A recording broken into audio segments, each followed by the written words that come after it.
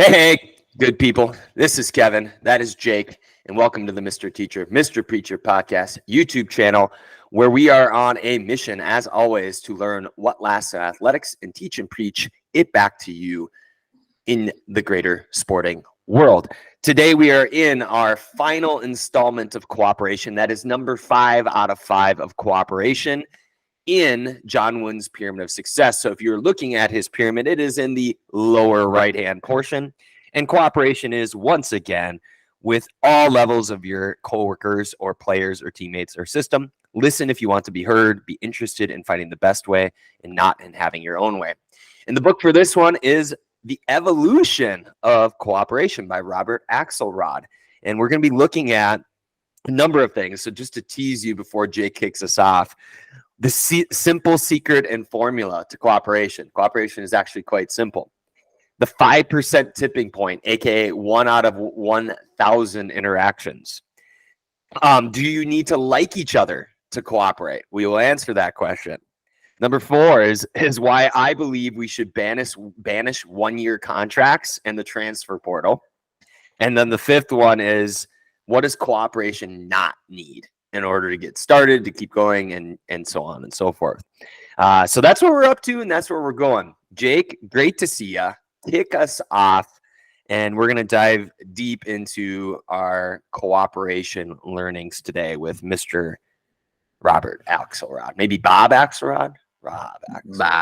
Robbie.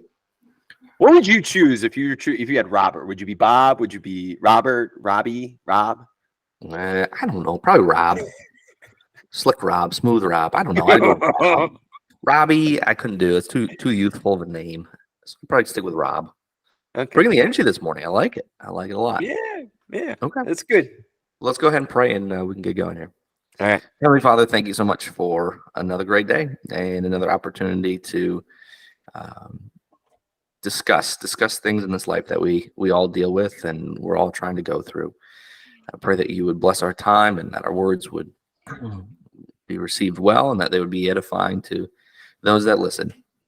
We love you and we thank you for all of the blessings that you've given us and given our audience. And just help us to be grateful and appreciative of everything we got today. In Jesus' name we pray. Amen. Amen. Focusing the reader, kicking off. Now, we are going to play a game because the game is critical to understanding the entirety of this book. Before we do that, Jake, I want to jump on your default personality. Let's just run with this. So this is interesting because it's going to apply later. I always set you up knowing that it does layer in. Okay. So you've mentioned you're loyal. We did loyalty, right? That was a whole thing. Okay. Made me loyal to a fault.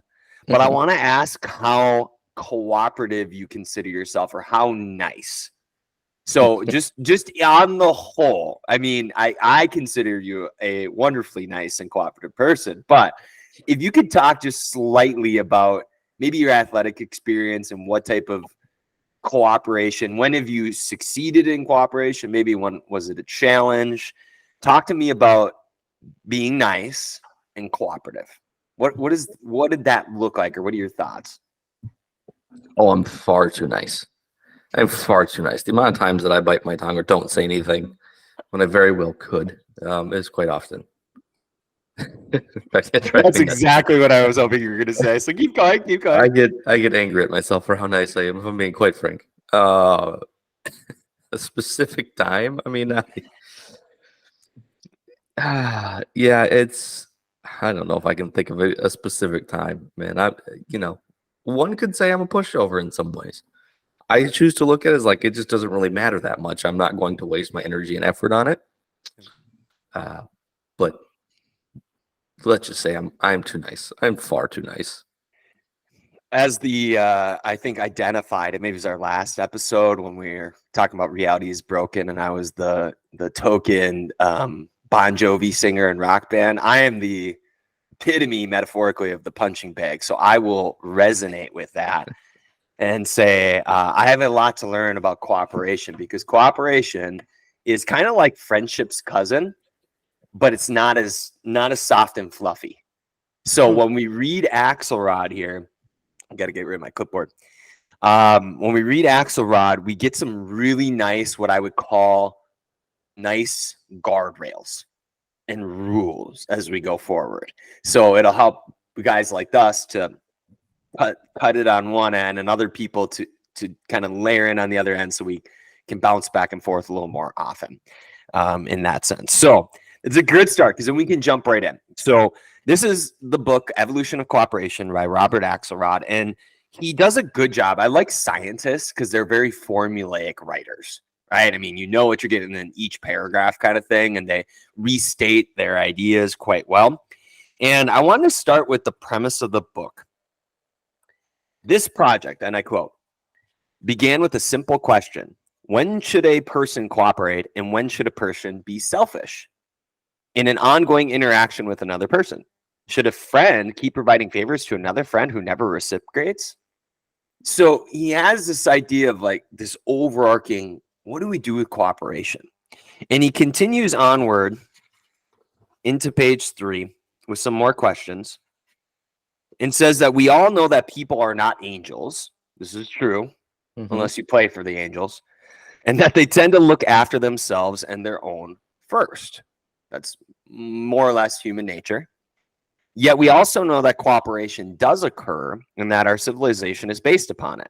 But in situations where each individual has an incentive to be selfish, right? So you could be selfish.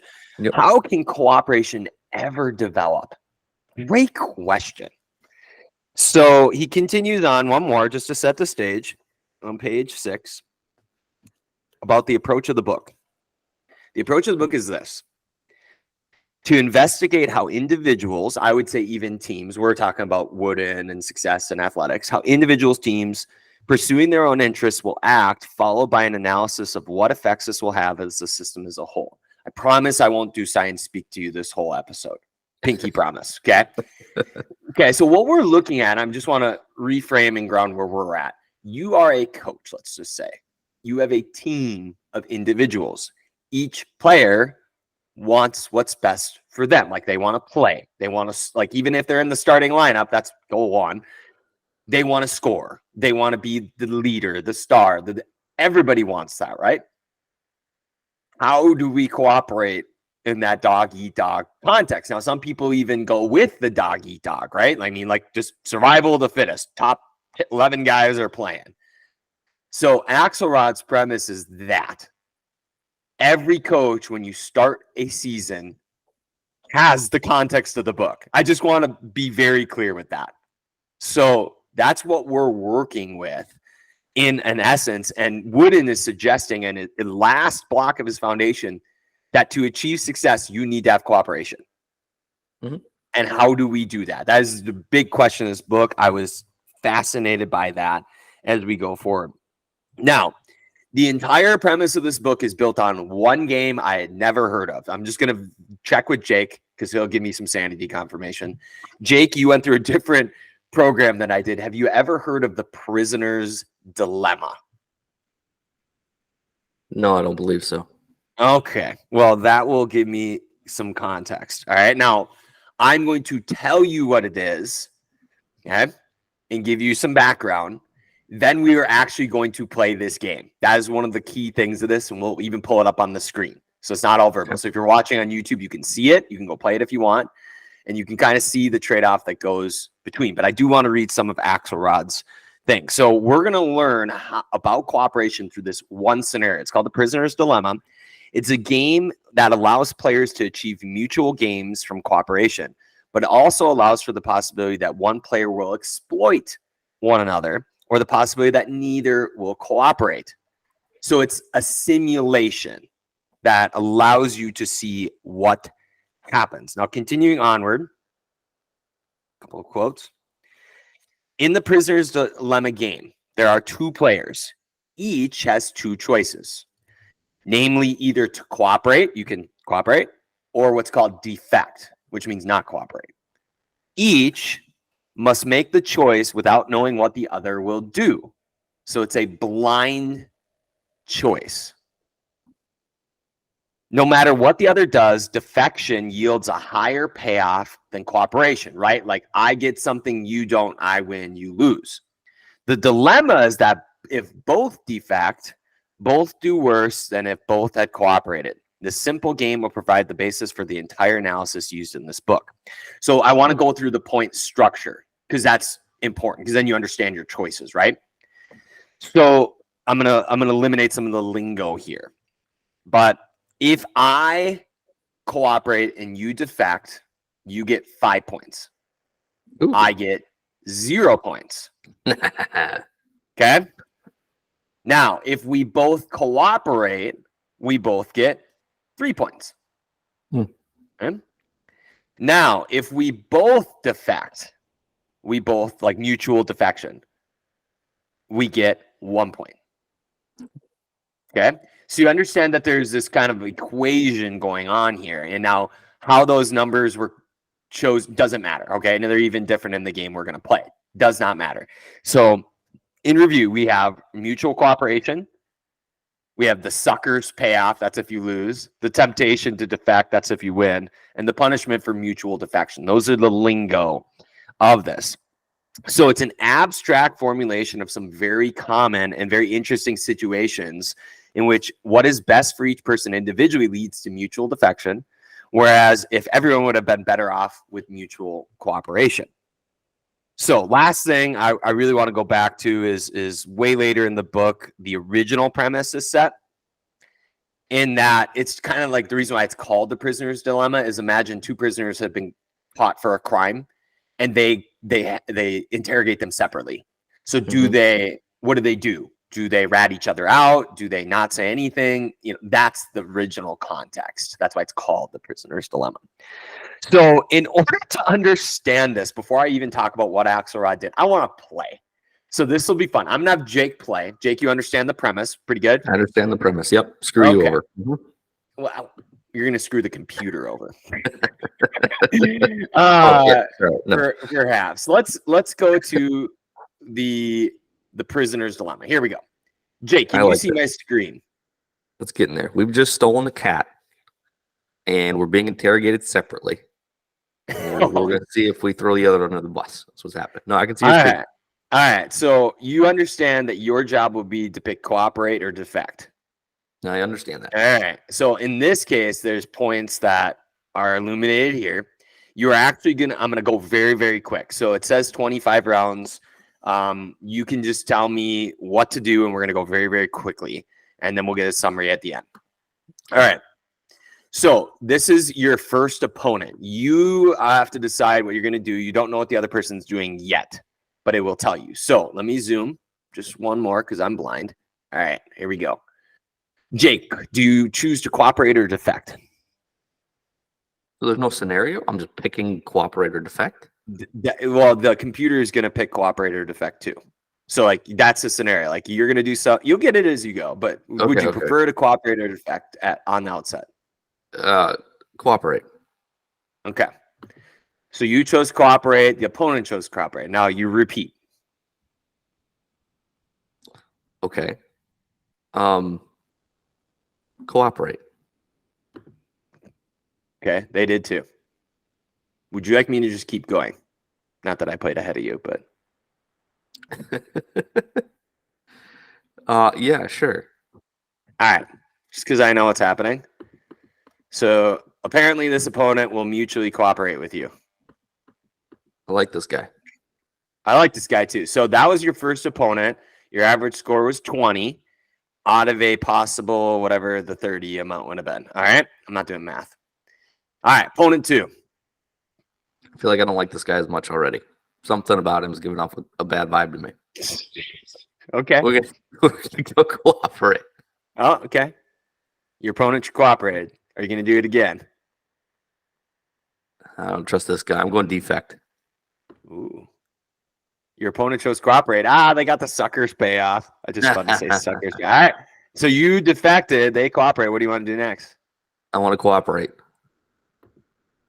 Oh, they cooperate. Okay. What now? Cooperate.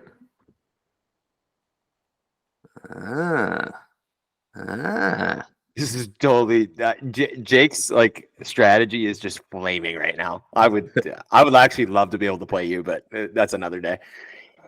Cooperate. Okay. This guy can't be the same guy as last time.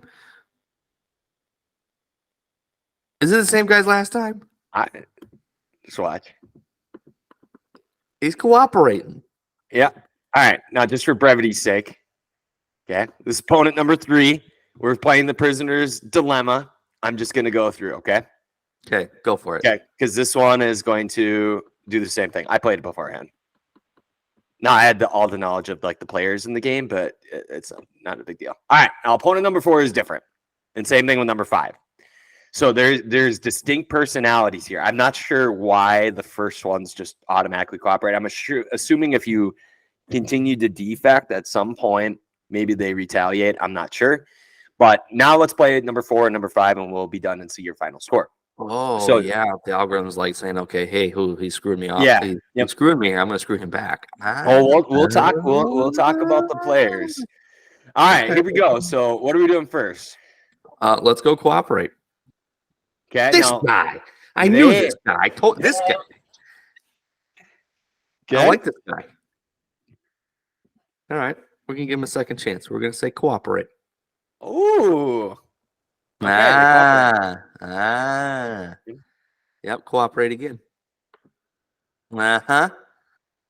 Cooperate again. Mm-hmm.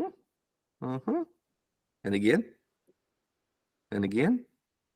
Oh, they got you. Got it. I thought we had something here. I thought we were friends. This is so illuminating about where we're going next. All right, what are you going to retaliate or are you going to cooperate? I'm going to cooperate. Okay. Let's choose to believe in this individual. We're going to cooperate again. And again. And again.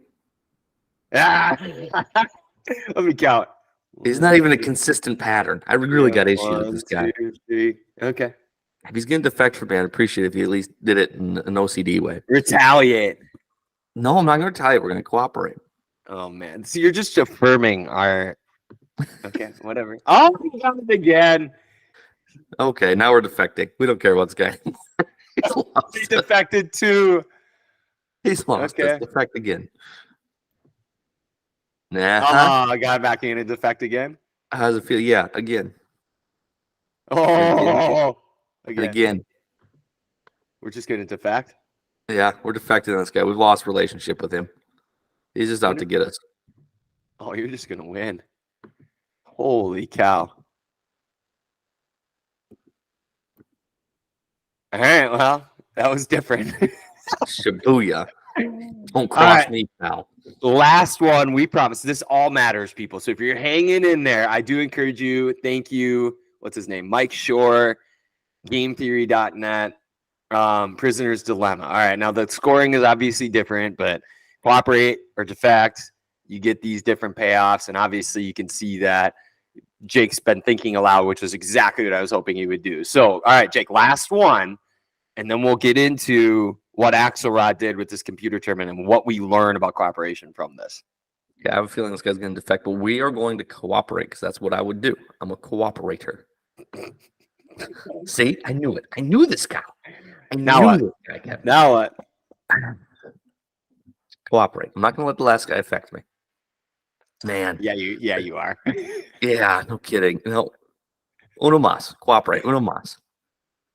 All right. This guy, we're defecting. Oh. Yeah, okay. Go for it. I was- We're defecting. okay. We're done. We're done with this guy. Okay, it took Jake 3 strikes, and he's like, I'm out of here. Uh-huh. I learned my lesson from last guy. We're done. Okay, apparently all this one does is defect. No one likes this guy. This guy's not No, a friend of anyone. Nobody likes this guy. All right, so your total was 86 or 87.6, and your opponent's payoff was 84. Victory. So victory. So I'm gonna stop sharing now. Get back so I can see you. All right. So that was the entire premise of the Prisoner's Dilemma. Now, what Axelrod did is he didn't have humans play. Okay, this was a tournament. All right, now this is back, I believe, just give me some grace, like the 80s or so. So we're talking computing power that is much different than today. Let's acknowledge that. So the computer tournament was this. There was Bold take, two. Kevin. Bold take. Yeah. Thank you. So what ended up happening is there was this computer tournament that there were entries where they were told this is the prisoner's dilemma and they had to submit a strategy. So they received all sorts of entries. They played 25 rounds with scores ranging from 2 to 600 points, 0 to 1,000 points were possible, and they got like submissions from such a wide range of fields. So 14 submitted entries on the front end. So we had 5 disciplines: psychology, economics, political science, mathematics, and sociology. So people submitted round 1, these submissions, and they played out their strategy against other opponents. And they did this really big analysis, right? Like strategy 1, there was even a random strategy. There was, an all defect strategy, kind of like we saw. So, I mean, there was personalities embedded, and the goal was to find what strategy worked the best, okay? And they ran around 2. I'm not going to tell you what the strategy was yet, but they ran around 2, and they got even more entries. So the second round, they even told the players who won the first round, right? And what worked and what didn't. So it was very open-handed, transparent, like what is working. And they said, okay, based on this, submit. Now, they got even more people, 62 entries from 6 countries, same wide range of disciplines: computer science, physics, economics, psychology, mathematics, sociology, political science, and evolutionary biology, from all sorts of different countries, meaning lots of smart people and even a 10-year-old computer hobbyist and professors and other people. So like this diverse set of people trying to see how can you create a strategy in order to win the prisoner's dilemma. Okay. So our episode as we go forward is really about this. The most promising finding is that if the facts of cooperation theory are known by participants with foresight, the evolution of cooperation can be speeded up. So what we are going to talk about next fast tracks you to more cooperation. So that's our promise. All right. Let's go to our second draft. That was our first. Let's go to the actual strategies and talk about the prisoner's dilemma roster. Okay, the players, some of the players that were submitted, and what ended up happening to them. Okay, Jake. Okay. Now I'm gonna read them. I'm gonna keep them very simple. If you don't understand, just ask for clarity. I'm gonna read you the player, which is the strategy submitted, and tell you what it was and how it turned out. That's kind of the goal. And then I'll end with the winner. What won? Not only round 1, but round 2 and subsequent rounds. So the first player I want to talk about, I'm imagining these as like coaches or players, like on a team. Okay. Do you have a player like this? The player's name is Downing, capital Downing. Downing is based on a deliberate attempt to understand the other player and then to make the choice that will yield the best long-term score based upon its understanding. The idea is that if the other player does not seem responsive to what Downing is doing, Downing will try, this is so funny, to get away with whatever it can by defecting. Do you have players that try to get away with anything they can? Oh, man. On the other hand, if the other player does seem responsive, Downing will cooperate. So it's really looking for angles. But Downing has a flaw. It initially assumes the other player is uncooperative or unresponsive. So Downing is doomed to defect on the first 2 moves. And these first 2 defections, as you saw, led to many other rules to punish Downing. So things usually got off to a bad start. Downing, did not do well. I'll just put it that way. It did not do well in the competition and did not score the highest. Yeah, that's player number 1. Player number 2, that was mentioned was Friedman. This was what's called a nice rule. It scored the one that scored second, scored lowest, was also the one that was the least forgiving. So Friedman was a player that didn't forgive. So totally unforgiving rule that employs permanent retaliation. Okay, so retaliate. It is never the first to defect, right? So the first one. But once the other defects even once, Friedman defects from then on. Okay, you get one chance only, and you're out of here. Okay, it is unforgiving for one move, but thereafter is totally unforgiving. After one punishment, this other one does something different. So it is not nice, and it did not win. So Friedman, no forgiveness. Joss is this other one. Now, one of the main reasons why the rules that are not nice, so the rules that were submitted that were not nice, that didn't do well, is because they weren't forgiving. And Joss is another example of this. It's a sneaky rule that tried to get away with an occasional defection. So it cooperate. I'm going to sneak one in on you. Cooperate, sneak one in on you. Now you can assume some rules always cooperated and things like that nature. But instead of cooperating after the other player cooperates, 10% of the time it defects after the other player cooperates. Thus, it tries to sneak in an occasional exploitation of the other player. So do you have people who are sneaky or exploit when it is to their gain? That is Joss. Now, there were a couple other ones called Tester and Tranquilizer, which appeared, which is great words, Tester, Tranquilizer. God, it's funny. They appeared in the second round, and for brevity's sake, Tranquilizer was the one that would kind of lull you to sleep and then take advantage of you, especially the nice rules. And Tester is designed to look for softies. So like Jake and I, it would find us and it would exploit us. And these came, both of them, what it takes to do well with those is you have to be ready to retaliate after an uncalled for defection. So while it pays to be nice, it also pays to be retaliatory. So our correction, Jake, would be you need to be able to retaliate. Okay. So those two, I think, finished somewhere out of like the 60 some. One was like 27th. The other one was in the 30s, something like that. So they didn't do well. Oh yeah, there it is, 24th. Okay. And then the other one was in the bottom half. So those are the ones that didn't do well. And now the reason why is not only did they not play well with the nice ones, they didn't play well even if they beat the bad ones. Right. And so what ended up happening is there was this rule that won both tournaments called Tit-for-Tat. Okay. Now, Tit-for-Tat is basically exactly what it sounds like. Here is what Tit-for-Tat was.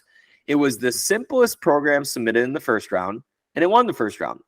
And it was the simplest submission in the second round, and it won the second round, even though all entrants knew that was happened. The reason for its success is pointing to its never being the first to defect. So the first one, it always cooperates. Okay, that has niceness. And it's secondly is it had the propensity to cooperate after the other player defected, meaning it would forgive. So the rule of Tit-for-Tat is it would always cooperate, and then it did whatever the other move did last. That was it. That was all it did. So if the last move defected, then it defected next. If it cooperated next. And so it was literally, as the name sounds, Tit-for-Tat. Now, this is interesting because it does pay to be nice. And the correlation between winning and doing well is if a rule was nice, it determined how well it did. Of the top 15 rules, all but one were nice. So when we're talking about cooperation, it does pay to be nice. Now I want to put a bow on this because it's not very hard to understand. Okay. Here's something you need to know. It might surprise you, and I'll leave you for any of your reactions. Yet Tit-for-Tat, here's one thing about Tit-for-Tat. It never once scored better in a game than any other player ever. So it did not have a better score ever. All the simulations, never won. In fact, it literally can't. It lets the other player defect first, and it never defects more times than the other player is defective. Therefore, tit for tat achieves either the same score as the other player or a little less. Tit for tat won the tournament not by beating the other player. This is so crazy. But by eliciting behavior from the other player, which allowed both to do well. Tit for tat was so consistent at eliciting mutual rewarding outcomes that it attained, this is how it won, a heightened overall score than any other strategy. So it lost every round, but collectively, its average or its total beat everybody. That's crazy. So like what we assume is that we live in a non-zero sum world. You do not have to be better than any other player to do well for yourself. There is no point in being envious of the success of another player, since in the iterated prisoner's dilemma of long duration, the other success is virtually a prerequisite. I'm going to repeat that. The other person's success is a prerequisite of you doing well for yourself. So all that's to say, and there is even a rule that did pretty well called Harrington, but if you extrapolated that game out over like 1,000 turns, Harrington won because it was beating all the bad rules, they call them meanies. But over time, as the nice rules kept going, it couldn't compete against the nice rules, so it eventually died out. So in the short term, it pays to defect, right? Yep. Keep out for me. Yep. But if you have sustained interaction, what they call durability, you will lose. You and everybody around you. Okay. And I'll cover the math in a little. No. I'm going to talk about the scoreboard now, but I'm going to pause there. Any reactions and how it applies to athletics? Because we're taking this computer simulated prisoner's dilemma, which seems nothing to do with sports, but it does. So what are your takeaways now understanding the prisoner's dilemma at a basic level and tit for tat success? There is a universal principle that exists, and we describe it as you reap what you sow. That is what jumped out to me in listening to that. You reap what you sow. And then mixing that with forgiveness. And that game paints such a beautiful picture of life and how we're to go through it and interact with those around us. Understanding that what you do to others tends to come back to you.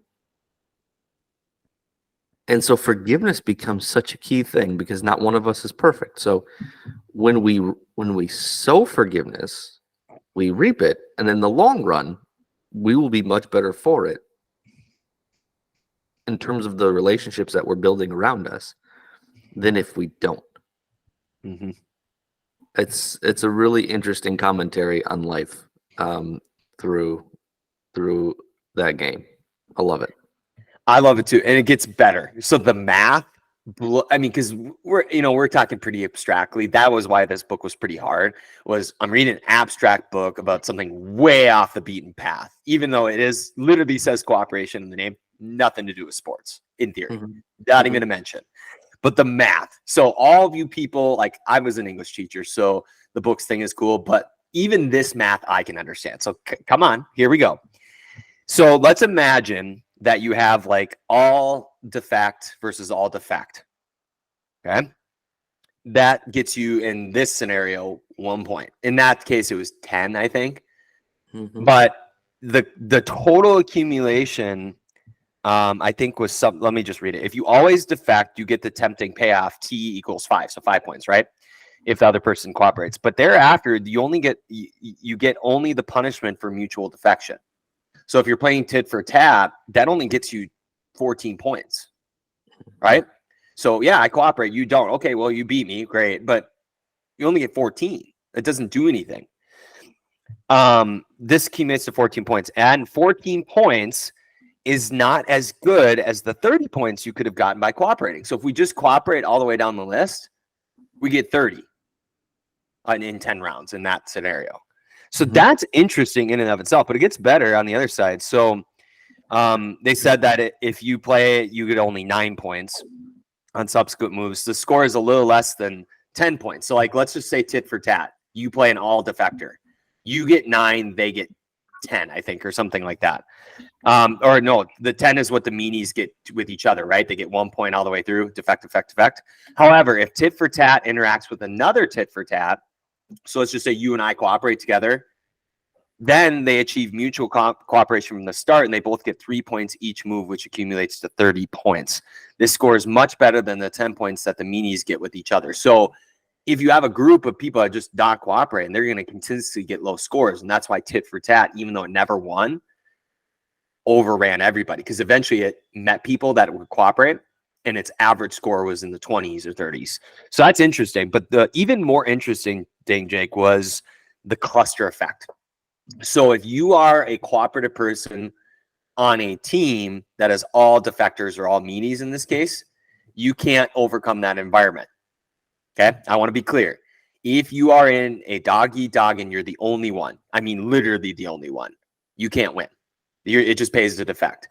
But how few people do you need to cooperate? The number is 5%.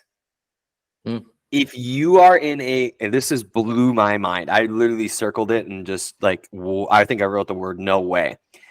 So if you interact with other tit for tat players in a small cluster, so if there's at least one more of you, now you can do the math with how many players on a team, 5%, but it's literally 1 out of every 1,000th interaction with a like-minded follower of tit for tat is enough to overcome a world of all defectors. So anybody that has like I couldn't start here, you just need to get 1 or 2 other people on your team.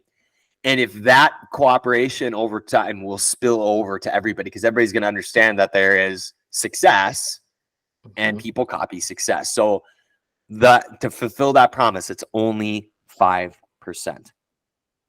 Okay. All right. Now let's go to live this next one, Jake. Live and let live. So if you had to say, would you be a semi-history buff? Do you like history? I love history, yes. All right. Well, this one was reiterated. We're going to the historical time of World War I. And the question we want to solve here is, do you have to like each other to cooperate? This is why cooperation is the cousin of friendship. The answer is a resounding no. You do not. So on a team, do you all need to like each other to get something done? The answer is no. And the case was made in World War I in the trench warfare that was conducted and what was called the live and let live system. So what ended up happening is trench warfare, they interacted with enemies across the lines over a sustained period of time. So the infantry was, I will say, incentivized to be nice to each other because the higher command, didn't really care if, guys died or not, right? But there were mutual rules that developed underneath this. And here were some of the things that contributed to the live or let live system. I'm just going to read what it was. So number 1 is meal times. There's mutual cooperation there. You don't go crazy when people are eating. Any spell of miserable weather, verbal agreements. There was even, I'll get to it in a second, but like people would aim like unknowingly, or they would say stuff like across the line, like, hey, we're doing this, and then they would verbally reply back. So verbal agreements. The golden rule was also a thing. So they treated others as they were treated. The next one is where the snipers and the artillery, they would have distinct times they would shoot, and they would shoot to wound, or they would shoot certain locations not to kill. And everybody knew it. They could set their watch to it. Keeping onward, we had things like the rotation of troops. So there was a familiar socialization, and everybody knew what everybody's thing was doing. And just really interesting how there was this kind of like development where there was rituals and ethics, right? So there was this really cool quote that I think an artillery like broke the system, right? So they defected. And this was the quote. And a German literally walked over and said this, so they didn't get retaliation. They said, "We were very sorry about that explosion. We hope no one was hurt. It is not our fault. It is that darn Prussian military."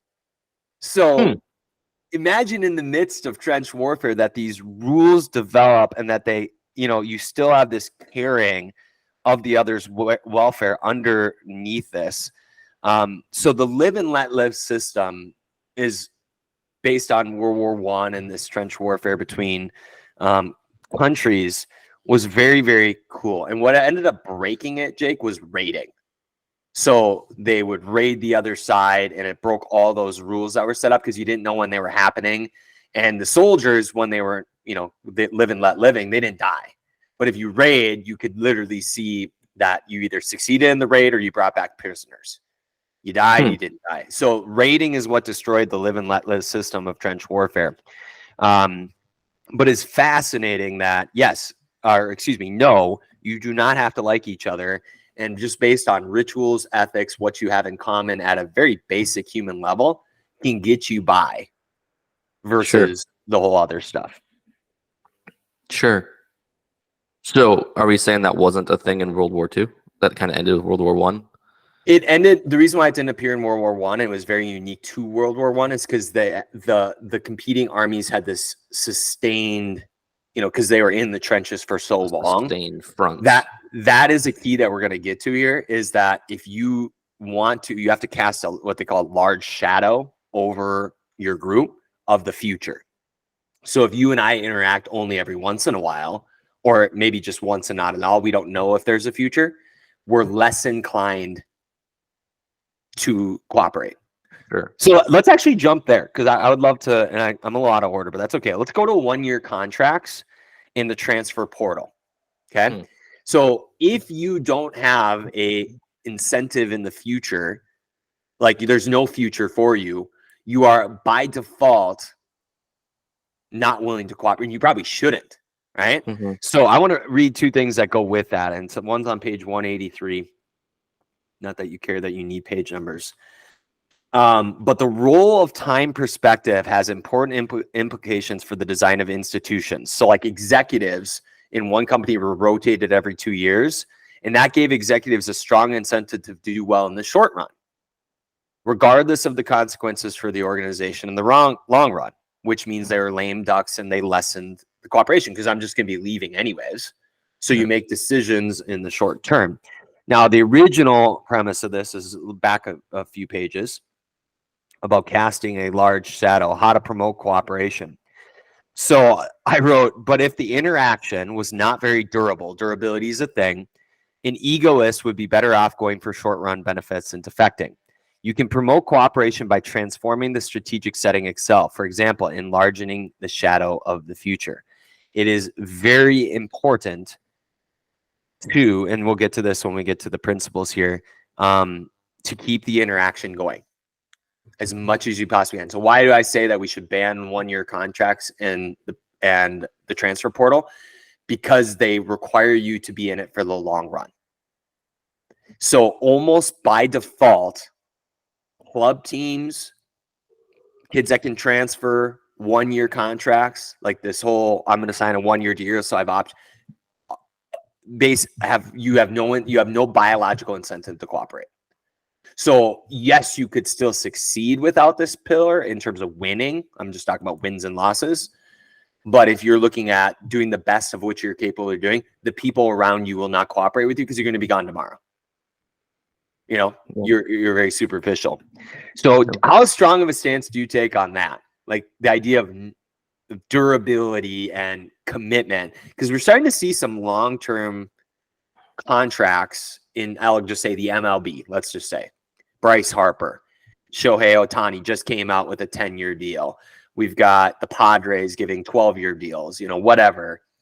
I think that's great for cooperation in terms of I have investment here.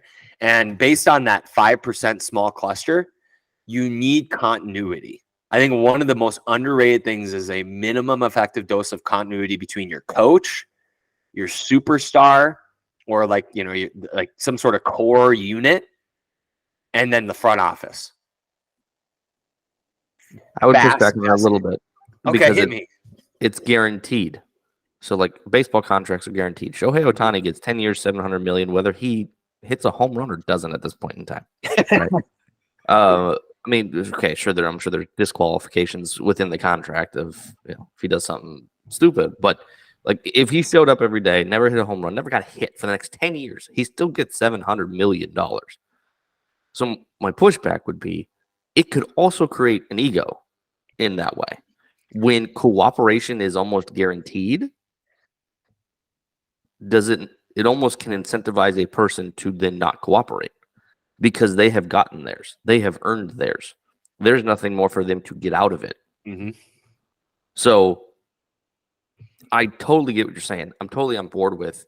I mean, at an institutional level, can you block or stop the transfer portal? Can you, eliminate 1-year contracts? No. At an entity level, or an organizational level, or a cultural level, could you? Yeah. I mean, you could take like a stance of it. We're not going to sign 1-year contracts as the Los Angeles Dodgers. We're always going to sign at least 2-year deals, right?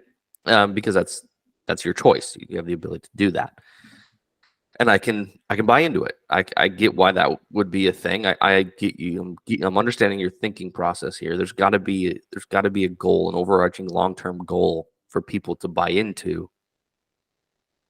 If the goal is guaranteed, though, it can quickly swap a person into not cooperating and being very egotistical. Yeah, and the principles of the prisoner's dilemma and the standards we're going to get to next, along with promoting cooperation and the social. So some of the rules that came out of this will, in theory, help alleviate that.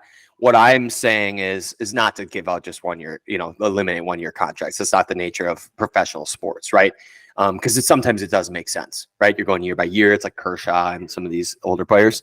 But what I'm saying is, like, if you were to take the principle of the prisoner's dilemma and say, my cluster, my most important pieces need to be together for a phase. I'm not even saying 10 years, but I mean, like, let's just say my phase is 5 years. I would want to align my best pitcher, my best hitter, like some sort of group that is cooperative, that has high character together, merge those windows. And then maybe after that amount of time, because I do believe in accountability, right? You're winning, you're losing. Okay, that didn't work, for whatever reason, from an outcome standpoint. But everybody else would join that cooperative nucleus, right? A tit-for-tat organization. So I agree with you. I think that's a good segue to the principles. And this is where I want you to pick and preach. So we have 3 sections.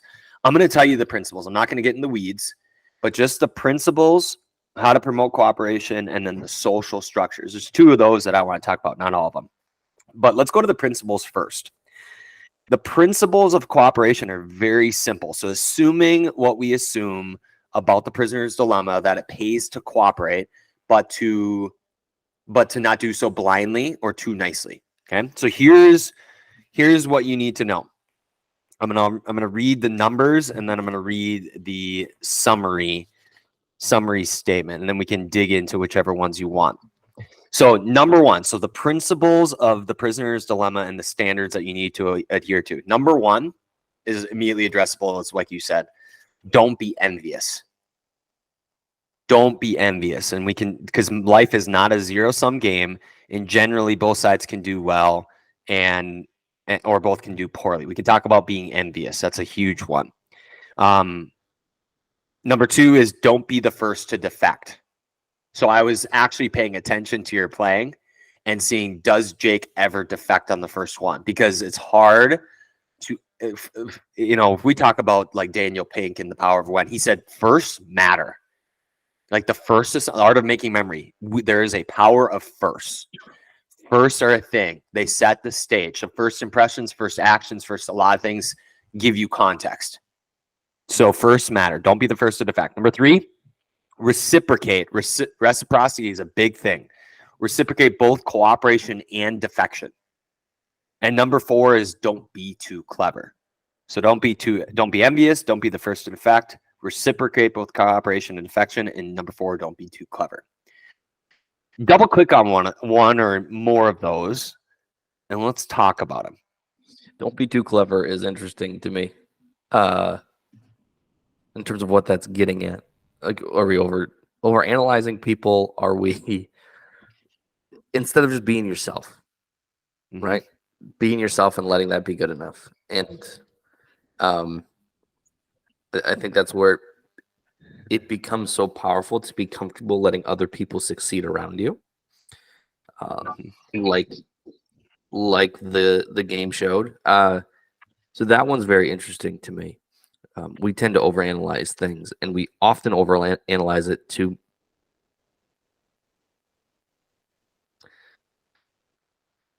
make ourselves, well, yeah, I'll just leave it at that. We tend to overanalyze people, and it does both people a disservice because we become not genuine to ourselves, and we put people in boxes and make assumptions that we shouldn't be making that aren't fair to the other person. So, clever one is very interesting. Yeah, and I'll read why Tit for Tat was good. Tit for Tat's great success in the tournament was the trust pillar clarity.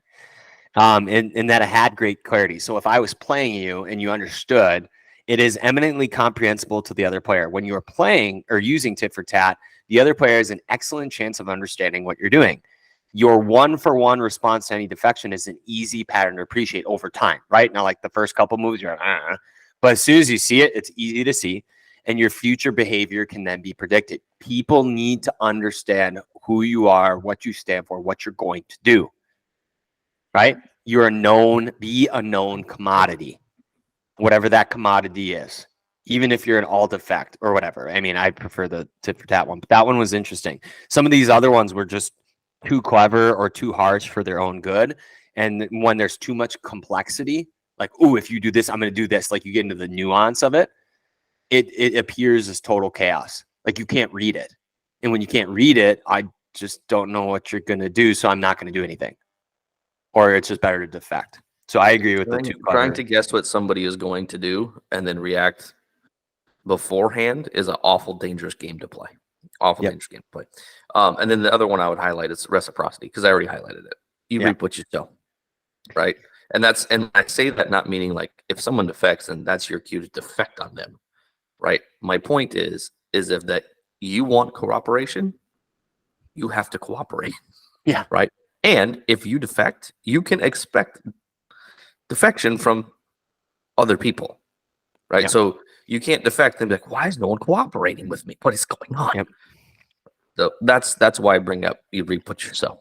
Yeah. The two things here are, because I already told you about Tit for Tat never ever winning, but winning overall. But two things. One under the envious is envy is self-destructive. Asking how well you are doing compared to how well the other player is doing is not a good standard unless your goal is to destroy the other player. Right? If it's chess or like where it's me versus you, mano a mano, like a non or a zero-sum game, yes, that makes sense.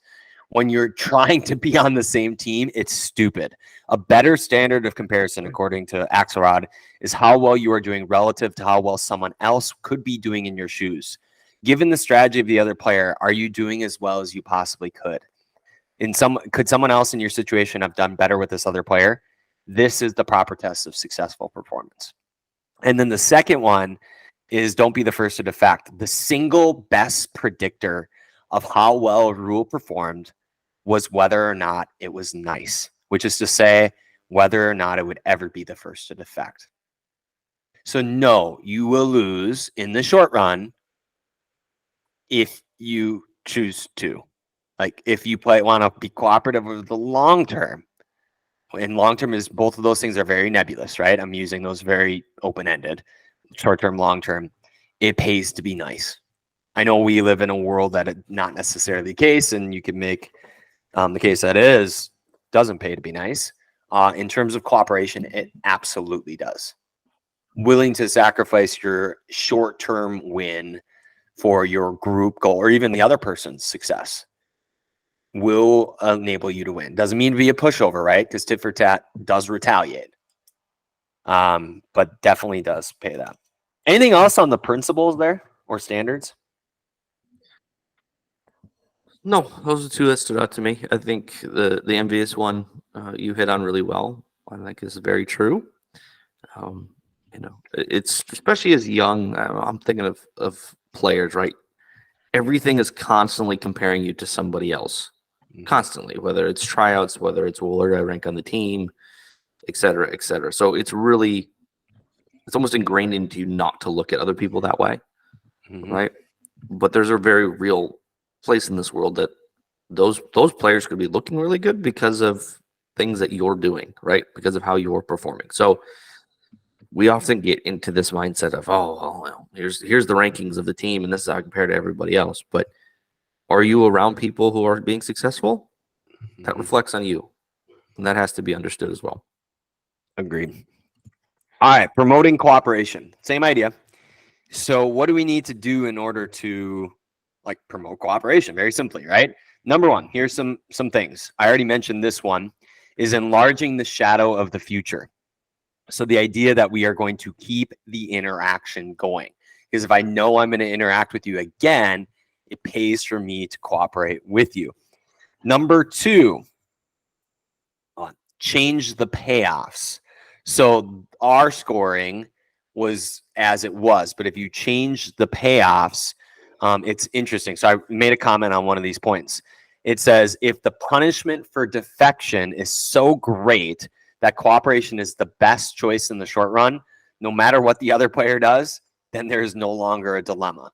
So in theory, you can get rid of defection by default. Now, I'm not going to go into the weeds of that in terms of a specific scenario, but if you just look at it, okay, here is this. If I can make defection impossible, or where you give somebody a choice, but there's really only one choice, that's that kind of thing. So you can mess with the payoffs in order to change the game. I think that is a smart thing to do sometimes, and worthy of discussion when it is and when it isn't. Number three is, and this is where I think you were talking, is teach people to care about each other. So altruism is the name for putting one person's, I love this when they say utility, being positively affected by another person's welfare. It is a motive for action. I'm going to read this, though, because it's important. A selfish individual can receive the benefits of another's altruism and not pay the welfare costs of being generous in return. We have all met spoiled brats, people who expect others to be considerate and generous, but do not think of the needs of anyone but themselves. Such people need to be treated differently than more considerate people, lest we be exploited by them.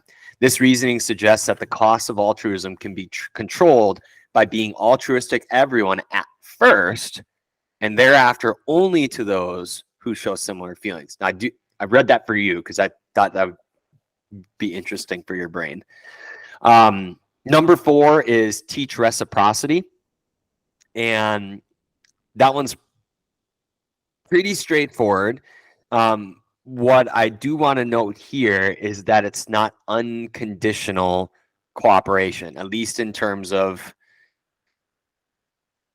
how this scenario worked out. So the problem with the view of the golden rule, I'm going to rankle you a bit.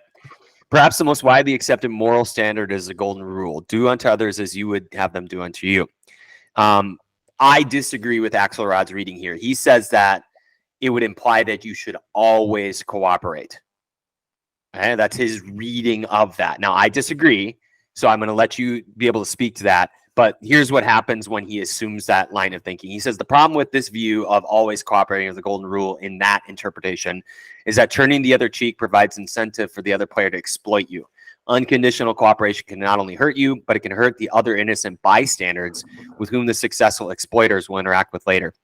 Unconditional cooperation tends to spoil the other player, and this is interesting, though. It leaves a burden on the rest of the community to reform the spoiled player, suggesting that reciprocity is a better foundation for morality than is unconditional cooperation. I'm going to leave that, let it hang.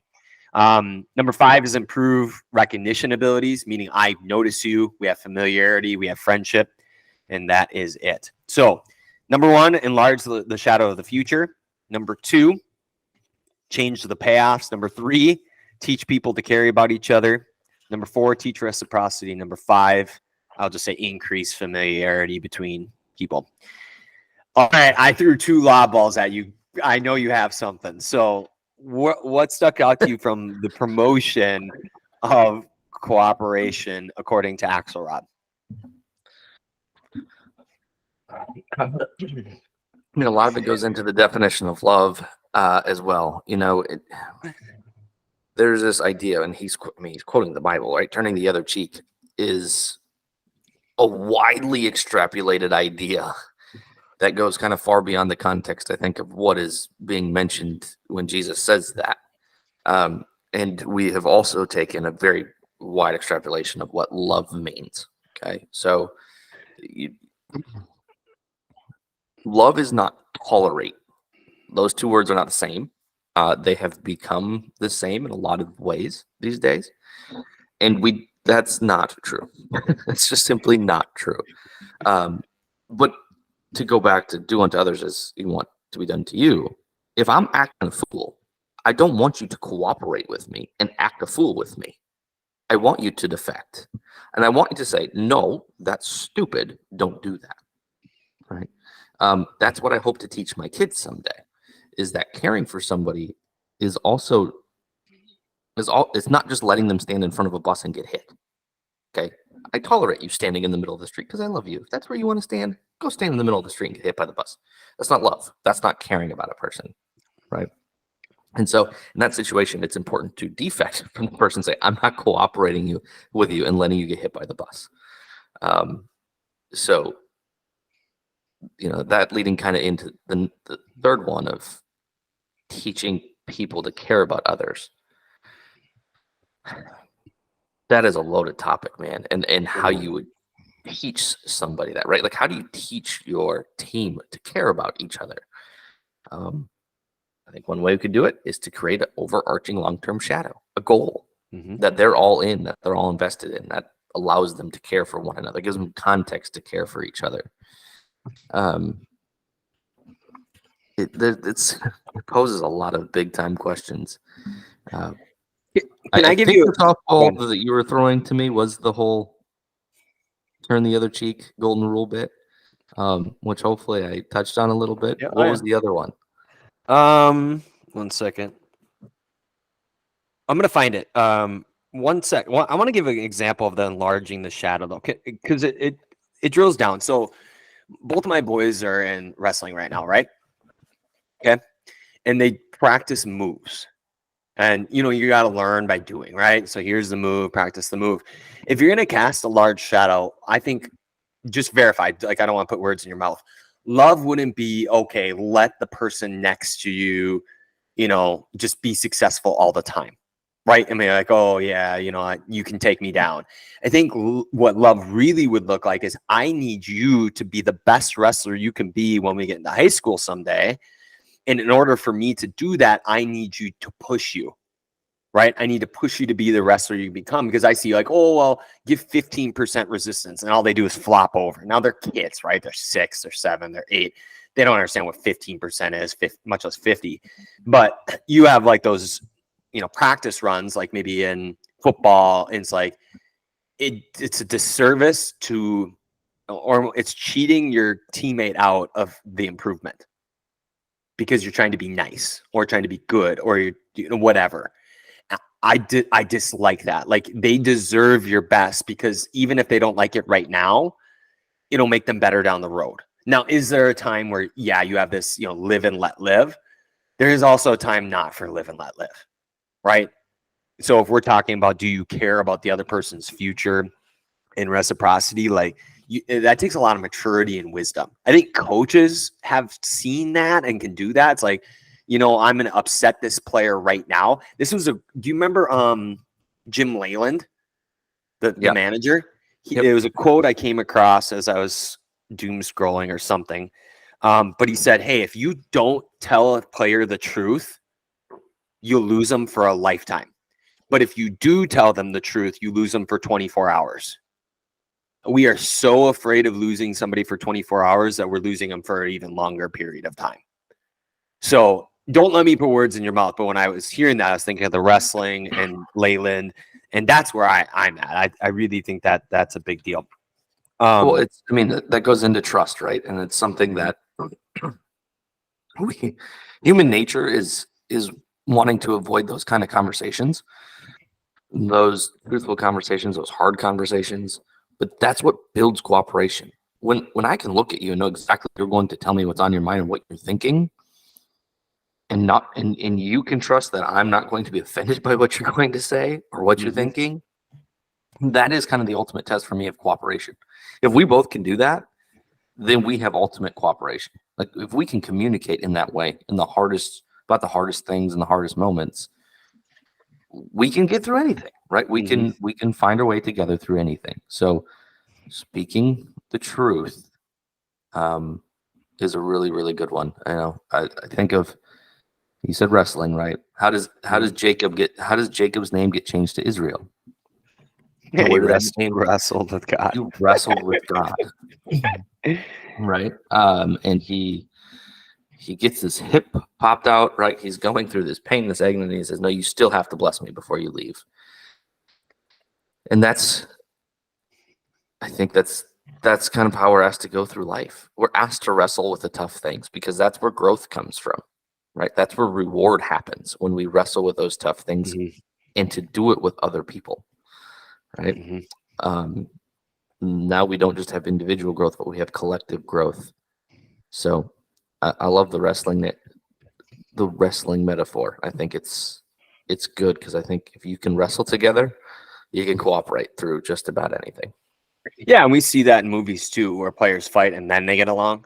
Miracle, Remember the Titans, name all of them. I mean, is it The Longest Yard, and there has to be a little bit of that where you take a step back to take a step forward, a couple. Is that what you want, Herb? You want me to be a hockey player? I'll be a hockey player. No, I was thinking about, remember when he was deliberately being like, that's the case where Herb Brooks was changing the payoffs, where he was being so mean that they hated him more than they hated each other.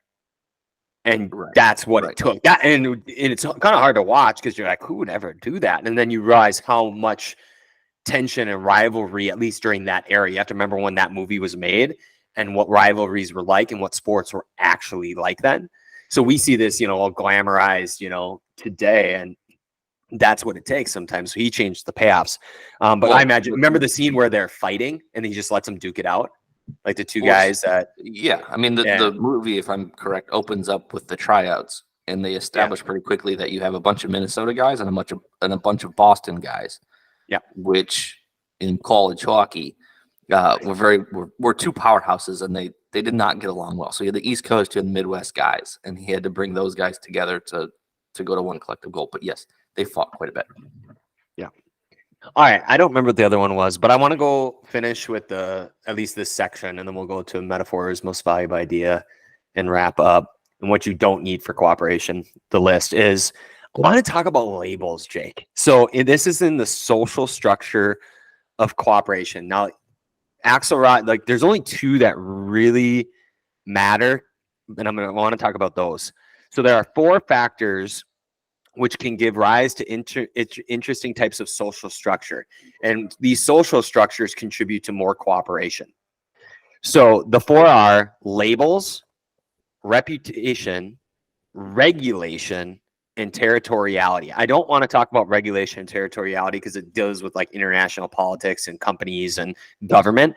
I do want to talk about labels, positive labels, not negative labels, and deliberately choosing labels, and also reputation. So I want to touch here. So a label, I want to define things so we're all on the same page. According to Axelrod, is a fixed characteristic of a player, which can be observed by the other player. A reputation of a player, number 2, is malleable, meaning it can change, right, based on decisions and what the player does over time. So labels, stereotypes, and status hierarchies, Jake. This is what I want to talk about. People often relate to each other in ways that are influenced by observable features. And these are cues, right? Let me give you an example. That you get an expectation that this person will behave in a certain way with observable characteristics before you ever even interact with them.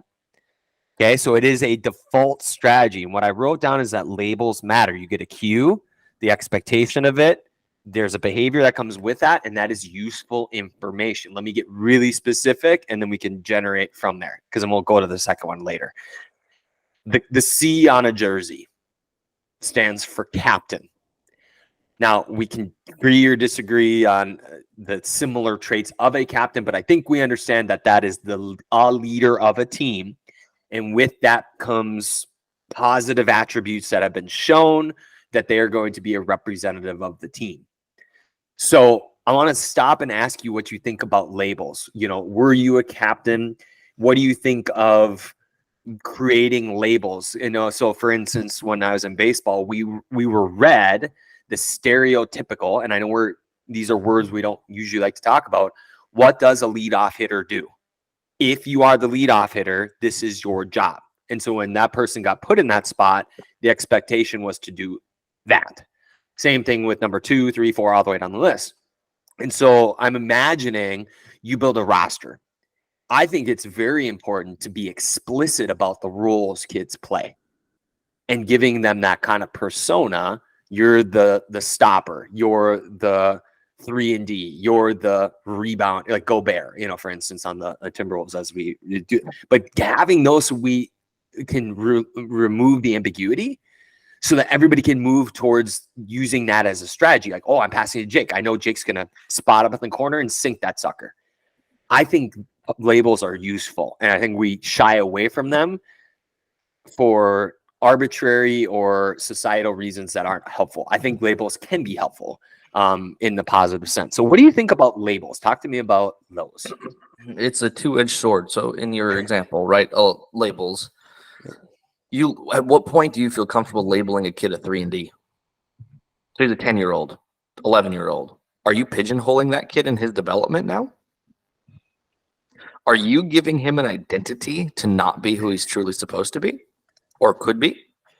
That's fair. Okay. So there's a line of, you know, what exactly are we labeling them, and are we pigeonholing them too soon and not allowing their full growth to happen? Okay. So now that guy who could have been that kid who could have been a leading scorer now is getting to high school and he's just a 3-and-D guy, which, okay. Was that because we just simply put a label on him and he accepted the label and that's how he ended up where he was at? The other side of that, though, is a label is a great way to enforce strategy or enforce values. So like you take a baseball lineup. Okay, this is what a leadoff hitter does. This is what we want you to be. Okay, for our strategy as a team, this is what we need you to do. So in that respect, it can be a great tool for strategy. Hey, yeah, I want you to be this type of player for our strategy. Okay, you can buy into that. But again, we don't want to pigeonhole a kid just because we're like, okay, this is good for our strategy, but this doesn't mean that's who you are. But you're not necessarily attaching it to the player. You might be attaching it to a position. Okay, so that 11-year-old is, hey, you're going to go, you're playing the 3. Our 3s are this type of player. This is what we're expecting out of our 3. But then the next game, it might be, okay, now you're the 2, and you're this type of player. So creating those expectations maybe within a position or labeling a position. But beyond that, I think there are ways to label kids based on values that you want your team to see and also embody. Right. So their work rate, is there something about their work rate that you can kind of label on a kid? Or, you know, a specific technique that they do really well that you can, hey, man, he's such a great passer of the ball. Well, that's an attribute, right? That's not so much it's a skill that they're known for. Now the other players can emulate it. Now we've built up confidence in them in that skill. So I agree. I think labels can be great. I think we just need to be careful because they can quickly move into pigeonholing or accepting of a fate of I would just say person, but I think it's most damaging to a kid. Yeah, I agree with that in the long term. In the short term, it's kind of, let's merge a couple things here. So we talked about group genius and Keith Sawyer and improv jazz and improv theater. Everybody's still got to play a part, right? Somebody's playing guitar, somebody's playing piano. I think it's important that people play parts, and it's also a big part of loyalty. Remember, we talked about character strengths, you know, and identity-based habits. That was from way back in Industriousness, however many books ago. But the idea that you show up with your strengths, it's like, hey, coach is putting me in a position to succeed with the skills I have right now. I think that I agree with you is not pigeonholing. Like right now, I need you to do X because that allows our 5, let's just take basketball because it's easier, the 5 players on the floor to get the best possible outcome, right? Because that's what cooperation is. We have this shared group goal. We're going that direction. It's we over me. So I agree. I 100% agree with that. Well, here's the slippery slope of it, right? Is Mhm. you have a kid who's a great shooter and can play defense, and you want to highlight that. Absolutely, you should. This is your strength. We want that to be highlighted. But the slippery slope is, but that's not the end of who you are, right? We still want growth and whatnot. So absolutely, right? We want to highlight strengths, but a label can become a permanent thing, even in a kid's head. Like, Correct. oh, this is who I am. And Yep. so then there's no growth truly that can happen outside of that. Yeah, and it's really interesting. We all want kids to be dynamic characters, like static, dynamic, round. You know, I don't know when the truth, we're talking about truth. So, can I give you an example? Let's just be real. So my daughter's in volleyball. Her mom is not tall. Nor is her dad. Nor is her dad. She's not gonna, thank you. She's not gonna be a hitter. Right? I mean, just let's be, unless she develops this freakish, like unknown to my genetics vertical jump that I wish I ever had, it's not going to happen. So, like, I think you just have to, it's a case by case basis, right? My recommendation to her, knowing that, is not to limit her by a label. It's to say, honey, you should probably work on back row, libero. Like, you need to work on your passing and setting. That's where you're going to succeed. Now, the limits on those positions are completely however far she can take them.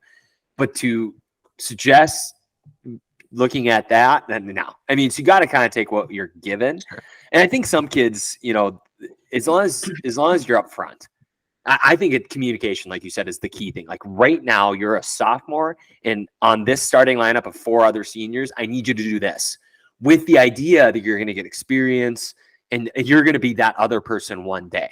I think if you at least plant the seed, like this is not forever, it mitigates all that other stuff. But I don't think people do that sometimes because they're all wrapped up in whatever. Well, because winning a game at 12 years old is the most important thing. And so in a kid's head, then they're molding themselves to accomplish the most important thing. Yeah. But the most important thing is going to change. And have we set them up to change with it or not? I agree with that. And keep it simple. That's what Tit-for-Tat did.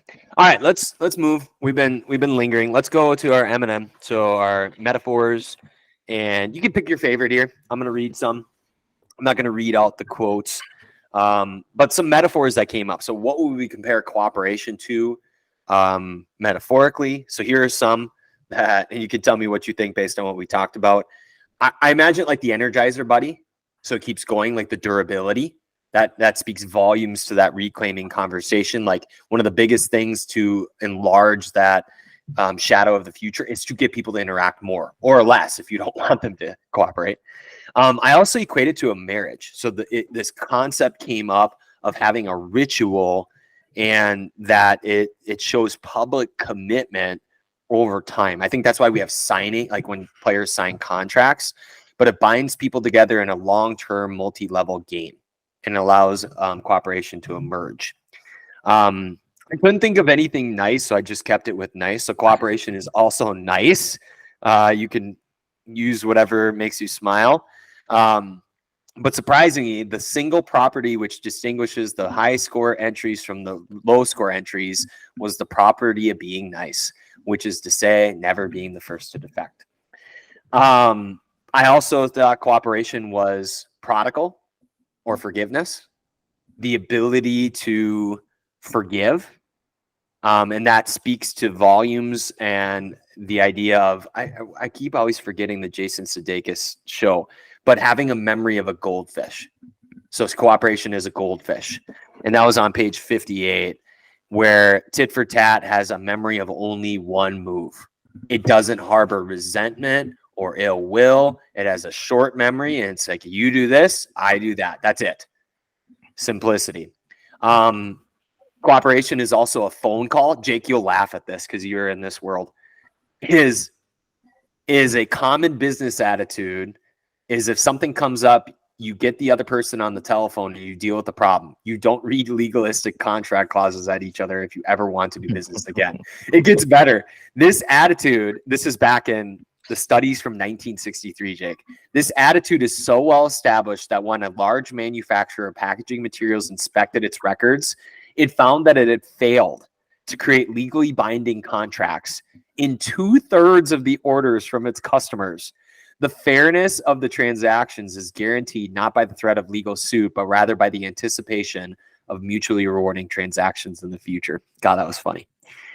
So phone call. Cooperation is also an echo, meaning what you do echoes far beyond first, second, third order consequences. And then the last one was a bad day. And it was about this umpire who would have a really good day. Ron Luciano. He would tell the catcher to call the game for him. And so he had like aspirin. It's so I'm not going to read you the quotes, but he said very rarely did the pitcher or the catcher ever mess with him. Like he told him like, hey, dude, like I'm having a bad day. I need you to do this. Hold that strike a second longer for me. And if it's not, just throw it back. And that works. So here's some metaphors. Either pick one of your own or one. So cooperation is energizer buddy, marriage, nice, bad day, prodigal / forgiveness, an echo, goldfish, and a phone call. Any favorites there about cooperation? I'm going to go with one that came up while we were talking, and I'm going to say cooperation is wrestling. Ooh. It is a struggle. It is, I'll even say it's nice, right? And I mean actual wrestling. I don't mean like WWE, right? There's certain rules and parameters. There's no jumping off the top rope. There's no kicking anyone in the face, right? But two people are struggling, interacting with one another, trying to win a prize ultimately. Like they obviously want to be the best. We all are on teams in some capacity, and people on our teams want to be the best, right? Mm-hmm. But we're all doing it within a set parameter. It's a struggle at times. But at the end of it, we can look at each other, shake hands, walk away until we have to do it again. So I'm going to go with wrestling. All right. I'll take it. I should have taken that low-hanging fruit, but I didn't see that one coming. All right. Most valuable ideas. What did you take? I'm going to read these and just to reinforce them. I know it might be a little redundant, but that's okay. And then we'll talk about what cooperation doesn't need before we wrap. So the first thing is this tit-for-tat. So this strategy that was used in the prisoner's dilemma, it combines desirable properties. It is nice, forgiving, and retaliatory. I love that balance. Nice, forgiving, retaliatory. It is never the first to defect. It forgives an isolated defection after a single response, but is always incited by a defection, no matter how good the interaction has been so far. So yes, it could be really good, but if somebody defects, you take care of business. Similarly, go to 54. What accounts for tit-for-tat's robust success, meaning cooperation, is its combination of being nice, retaliatory, forgiving, and clear. Its niceness prevents it from getting into unnecessary trouble.